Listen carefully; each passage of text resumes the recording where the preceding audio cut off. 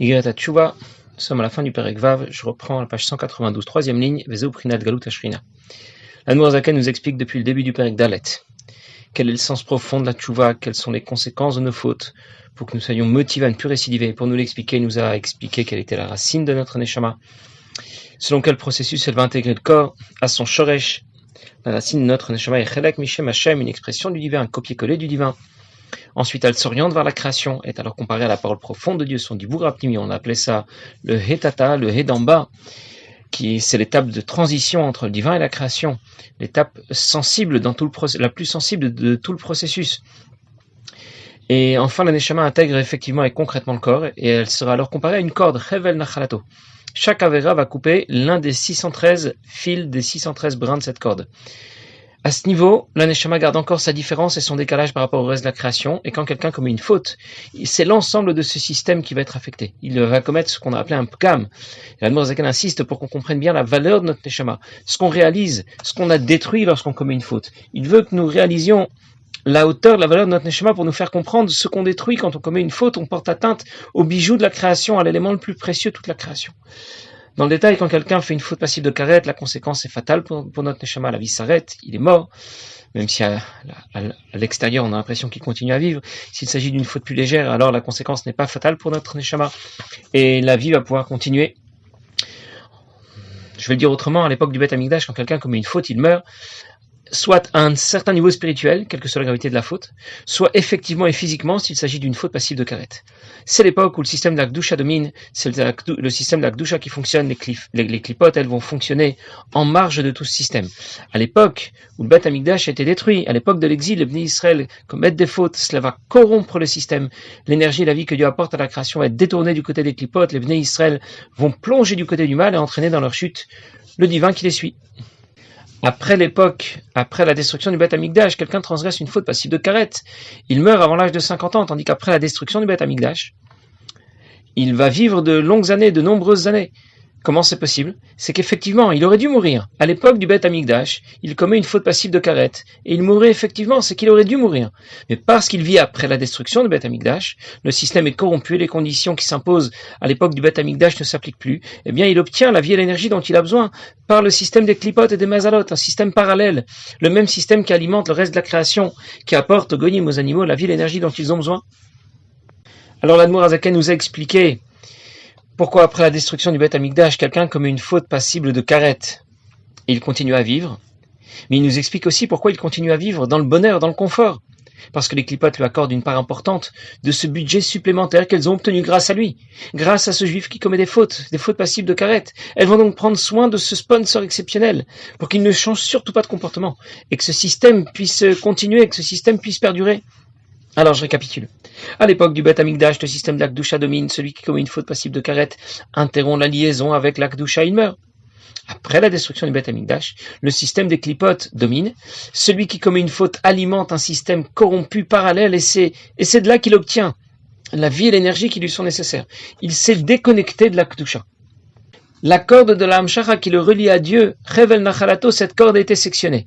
Mais l'Admour Zaken nous a expliqué qu'elle n'a pas été complètement sectionnée. Il y avait dans cette corde deux parties, une partie interne, une partie externe. Dans le Pérec précédent, l'Admour Zaken nous a parlé de la partie interne de cette corde qui nous relie à Dieu et qui a été sectionnée quand on a commis une faute passive de karet. Dans notre Pérec, l'Admour Zaken nous parle de la partie externe de cette corde qui nous relie à Dieu. Et quand on commet une faute passive de karet, elle résiste. La partie externe de cette corde garde son intégrité.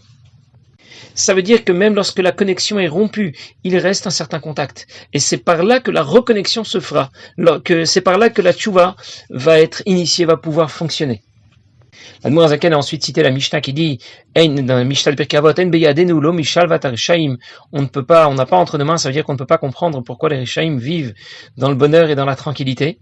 Il a donné une explication différente du Pshat que j'ai rapporté la dernière fois. Il explique, les Reshaim mènent une vie heureuse et tranquille parce qu'ils sont devenus les sponsors des clipotes. C'est la situation qui est beyadenu, entre nos mains, ça veut dire pendant la période de l'exil, après la destruction du Beth Amikdash. L'Admour Zaken continue maintenant, il dit, Zoi prinat galut ashrina kivyachol. C'est ce qu'on appelle l'exil de la Shrina, l'exil d'Akadosh Baruch Hu, l'ashpia lechalot asitracha. Lorsque l'on va apporter à ce qui est opposé à la Kedusha, sana nafsho yitbarech, ce que Dieu n'apprécie pas ce que Dieu déteste, et lorsque quelqu'un fait une tchouva convenable, il leur retire le flux d'énergie qu'il leur a apporté, qu'il apporte au klipot par son mauvais comportement ou par ses mauvaises pensées. Par sa tchouva, ce n'est pas seulement lui qui revient, il ramène aussi la shrina qu'il a entraînée avec lui. Ça veut dire qu'en général, l'exil de Bnei Israël est lié à l'exil de la shrina. Les maîtres nous disent Galou l'Edom, Shrina Imaim, comme on va le voir encore à la suite du Pérec, à la fin du Pérec, dans la dernière ligne, quand les Bnei Israël sont exilés, la Shrina les accompagne en exil. Mais ici, l'Admor Zaken parle d'un aspect plus particulier de cet exil. Chaque fois qu'un juif va faire une avéra, il apporte l'énergie qui lui revient au domaine de la création qui s'oppose à l'Akdusha, au klipot. Ça veut dire que, en d'autres mots, quelqu'un commet une faute, il n'a pas seulement désobéi, il a creusé davantage le trou de l'exil. Nous avons donc bien compris que lorsqu'on commet une faute, il se produit des conséquences terribles, des conséquences qu'on n'aurait même pas imaginées au départ. Et la Noirzaken va maintenant conclure et nous dire que cette situation peut s'arranger. Les Zéout Tashuvhe, c'est ce qu'on appelle Tashuvhe, revenir vers Akadosh Baruch Hu, ramener le He d'en bas, Tashuvhe Tata Miprinat Galut de cet exil, comme c'est écrit, Hashem reviendra et Shevutra avec ceux qui ont été exilés, ceux qui ont été en captivité, Kelomar Im Shevutra, j'ai tout de suite traduit comme il faut le traduire, ça veut dire avec ceux qui ont été en captivité, ceux qui sont partis en exil, comme disent nos maîtres, dans Masechet Megillah, Veheshiv lo nemar vechulei. Ce n'est pas marqué qu'Akadosh Baruch Hu reviendra avec les exilés d'Israël. C'est marqué que lui-même, c'est pas marqué qu'il va faire revenir les exilés d'Israël, Veheshiv. Ça veut dire que lui-même reviendra avec les exilés d'Israël. Je reprends ce que Admor Zaken vient de nous dire à la fin du Pérec. Quand quelqu'un fait une tchouva convenable, il retire au klipot l'énergie supplémentaire qu'il leur a apportée, pour recadrer cette énergie du côté de l'Akdusha. C'est le sens des quelques mots d'Izohar que l'Admor Zaken a rapporté au tout début du Pérec Dalet. Tashuv he. Tchouva, ça vient des mots tashuv he. Ramener le he.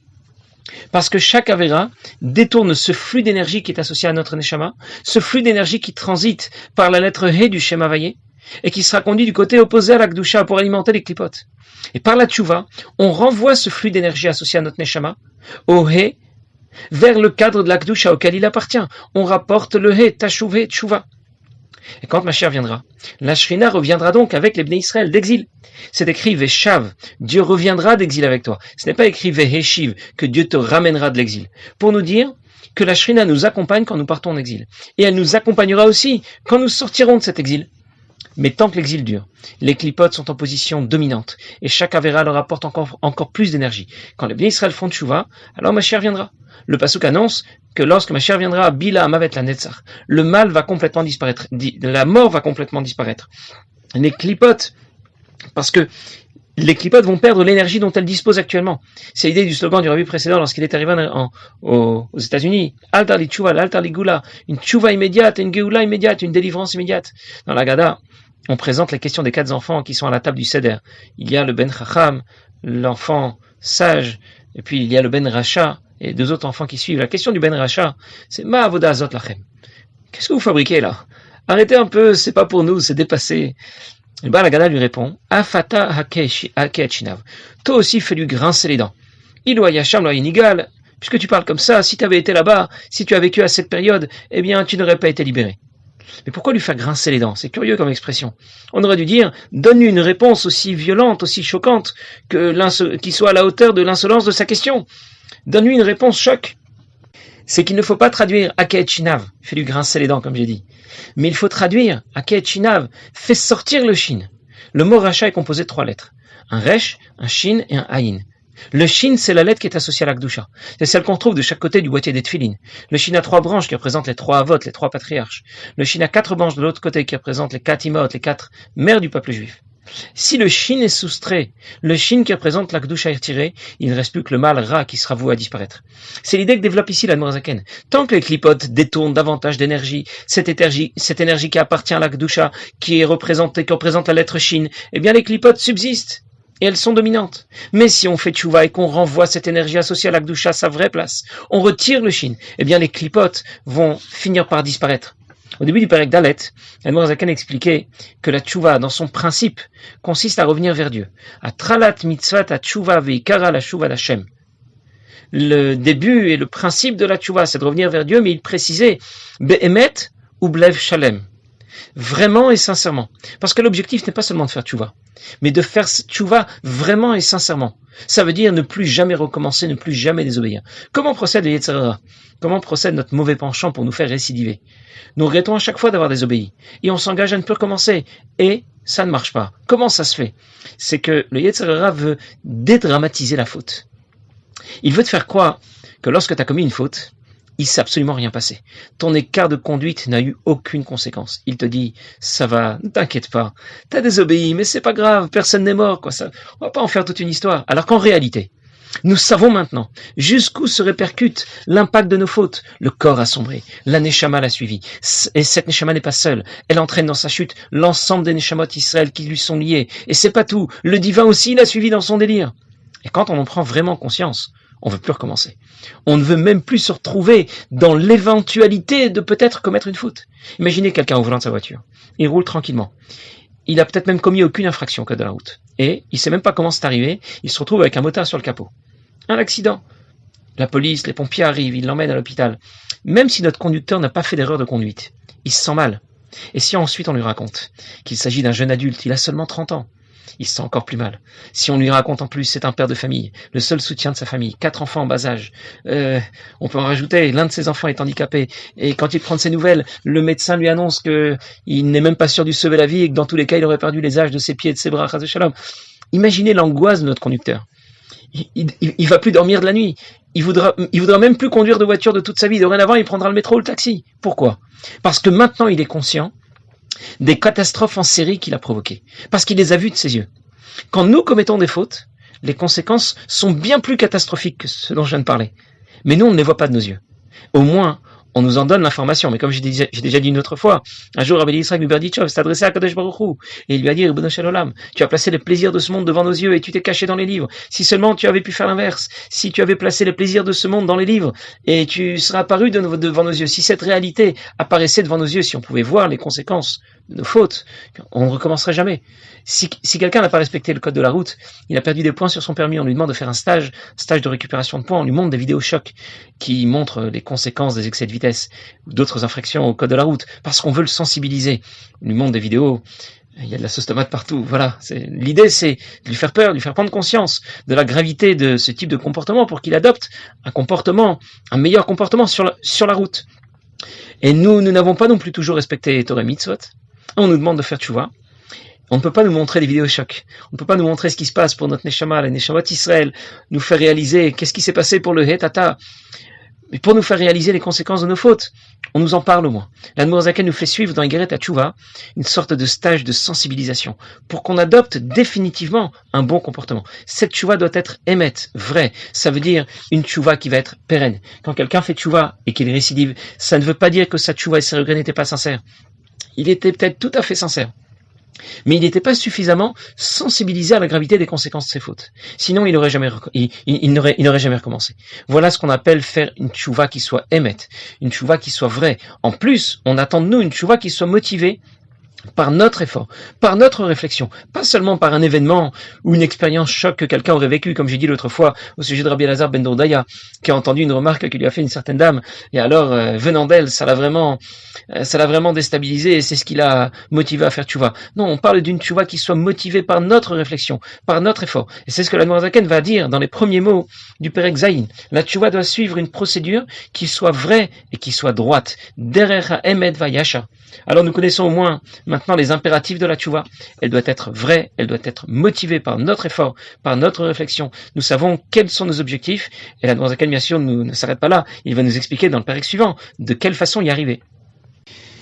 Il y a une histoire qui raconte que le Baal Shem Tov, avant de quitter ce monde, a donné ses instructions à ses différents élèves, et l'un d'entre eux, son secrétaire qui s'appelait Rabbi Yaakov, voulait savoir ce qu'il allait devenir, parce que le Baal Shem Tov aura quitté ce monde. Et le Baal Shem Tov lui a dit, eh bien, tu iras de ville en ville, tu raconteras les histoires que tu connais, que tu as peut-être toi-même vécues, et les gens te donneront de quoi vivre grâce à cela. Au départ, ça l'a pas tellement emballé, quoi, ce genre de métier, mais il s'est dit que puisque c'est le Baal Shem Tov qui lui demande, alors ça devait être certainement la meilleure option pour lui, et c'est ce qu'il a fait pendant pendant plusieurs mois ou plusieurs années, l'histoire ne dit pas combien de temps, en tout cas il a raconté des histoires, tous ceux qui voulaient l'entendre, et les gens lui donnaient largement de l'argent pour les histoires qu'il racontait. Un jour il a entendu qu'il y avait quelqu'un en Italie qui était prêt à entendre les histoires du Baal Shem Tov et qui aimait beaucoup les histoires du Baal Shem Tov.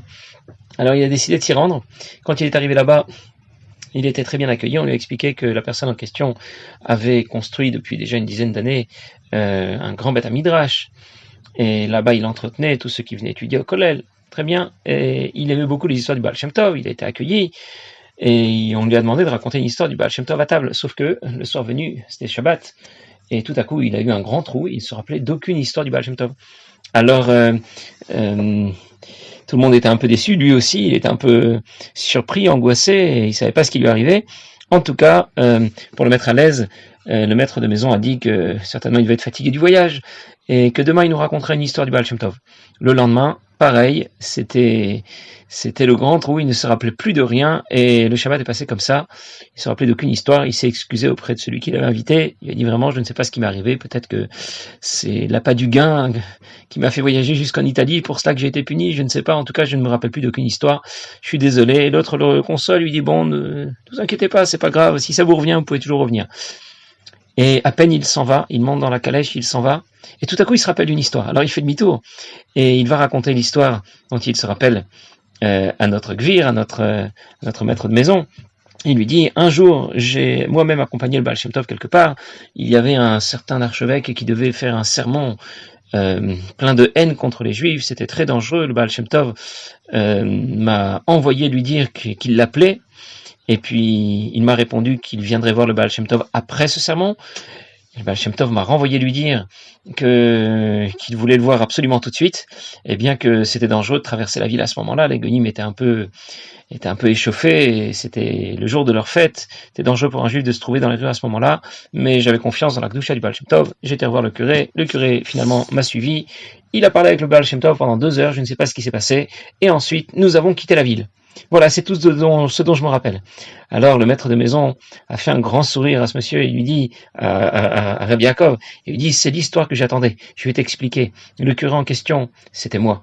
J'ai abandonné Torah Mitzvot à cette époque et je voulais faire tchouva mais je ne savais pas trop comment m'y prendre et je n'y arrivais pas jusqu'à ce que le Baal Shem Tov soit venu et il m'a donné, il m'a dirigé, il m'a expliqué de quelle façon je devrais faire tchouva. Et j'ai demandé au Baal Shem Tov, au cours de cet entretien, comment je saurais que ma tchouva est acceptée. Et le Baal Shem Tov a répondu qu'un jour quelqu'un viendra et qui te racontera ton histoire, alors tu sauras que ta tchouva est acceptée. Et quand tu es venu ce Shabbat et que tu voulais raconter l'histoire du Baal Shem Tov, j'ai pensé que, étant le secrétaire du Baal Shem Tov, tu allais certainement raconter mon histoire, tu allais peut-être me reconnaître. Et quand j'ai vu que pour toi c'était le trou noir, que tu avais tout oublié, j'ai compris pourquoi tu t'es rappelé d'aucune de ces histoires. Parce que ma tchouva n'avait pas été acceptée. Et donc pendant tout Shabbat, j'ai fait un Shabbat terrible, un Shabbat avec au cours duquel j'ai fait une introspection très profonde et j'ai cherché à faire tchouva du fond de mon cœur. Et finalement, Akadosh Baruch Hu a accepté ma tchouva. Et c'est pour ça que tu t'es rappelé de cette histoire. Et bien sûr, il lui a donné une grosse somme d'argent à la suite de cela. Mais tout ça pour nous dire que la tchouva doit être notre démarche. Pas seulement une démarche qui vient de l'extérieur, qui est le résultat d'une expérience vécue. C'est à nous qu'on demande de faire des efforts de réflexion. On va devoir considérer certaines choses. Et c'est ce dont va nous parler l'Admor Zaken dans le pérec suivant. Passez une bonne journée.